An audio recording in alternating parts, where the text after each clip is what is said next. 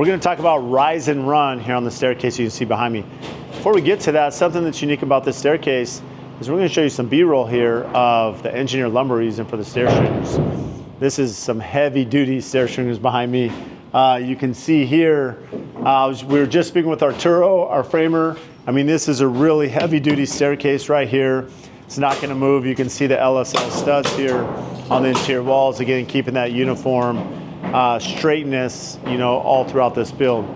Now, again, with the rise and run, this is something that's really important. Typically, you're going to see a max rise of 7 3/4 inches and a minimum run or depth of 10 inches.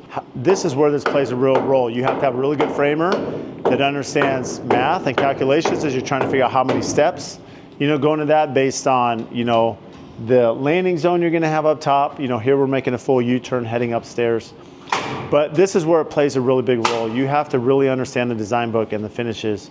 And ideally, you spend some time in design before doing the staircase. And what I mean by that, you have to understand what the flooring or substrate is going to be here on the first floor. Here we're doing engineered lumber that's going to be installed on the slab.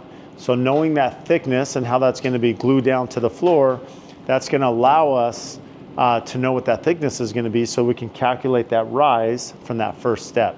Again, one thing that's really important is we worked with Stego on the vapor barrier here underneath this slab. This is insulated slab. You know, we have 3 inches of rigid foam from DuPont underneath here. We have the Pango wrap Stego barrier. So again, that vapor barrier, that termite barrier is all installed under here, which really helps with water that's going to come up that could potentially damage wood flooring that's installed slab on grade. So we have those protections and barriers already installed. Now we have a metal deck here, right? We have metal deck, steel framing all throughout this build. And what's different when you're doing metal B deck is what it's called, is you can't install a normal gypcrete. When we're doing a normal basement on a wood framed house and you have wood trusses and a wood subfloor, ideally with like LP top notch, right? You're gonna put a gypcrete, a lightweight concrete over the top. That lightweight concrete does not work on B deck, on metal decking. We actually have to use a stronger concrete, typically a 4,000 PSI concrete that's gonna be 5 inches thick. So we have a 5-inch thick concrete layer sitting on top of that B deck.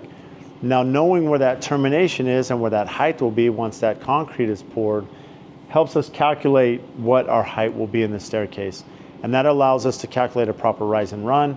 Again, making sure, you know, residential and commercial is a little bit different depending on codes. They can vary, so make sure to check your local market. But in general, 7 3/4 max on the rise, 10-inch minimum on the run, and then you're on your way to get upstairs, and that way no one has a trip hazard.